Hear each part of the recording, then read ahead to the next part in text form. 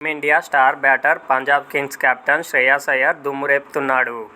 ICC champion trophy 2025 ఫామ్ను కొనసాగిస్తూ IPL 2025 సీజన్లో తనదైన బ్యాటింగ్తో చెలరేగుతున్నాడు. గుజరాత్ టైటాన్స్తో జరిగిన తొలి మ్యాచ్లో 97 పరుగులతో అజేయంగా నిలిచిన శ్రేయాస్ అయ్యర్ లక్నో సూపర్ జెయింట్స్తో మంగళవారం జరిగిన రెండో మ్యాచ్లో 52 నాటౌట్ అజేయ హాఫ్ సెంచరీతో సత్తా చాటాడు.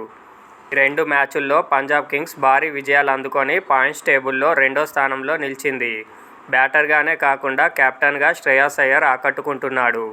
అంతర్జాతీయ క్రికెట్తో పాటు ఐపీఎల్లో కలిపి గత 10 ఇన్నింగ్స్లలో మొత్తం 556 పరుగులు చేశాడు. ఇందులో 6 హాఫ్ సెంచరీలు ఉండటం విశేషం. ఒకే ఒక్క మ్యాచ్లో మాత్రం 15 పరుగులతో విఫలమయ్యాడు. శ్రేయాస్ అయ్యర్ బ్యాటింగ్ ప్రదర్శనపై సర్వత్రా ప్రశంసల జల్లు కురుస్తుంది. అయ్యర్ బ్యాటింగ్ అద్భుతంగా ఉందని నెటిజన్లు కొనియాడుతున్నారు.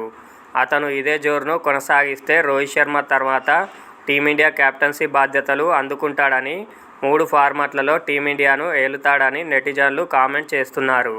శుభ్మన్ గిల్, రిషభ్ పంత్ కంటే శ్రేయాస్ అయ్యర్ ఎంతో ప్రతిభ కలిగిన ఆటగాడని కొనియాడుతున్నారు.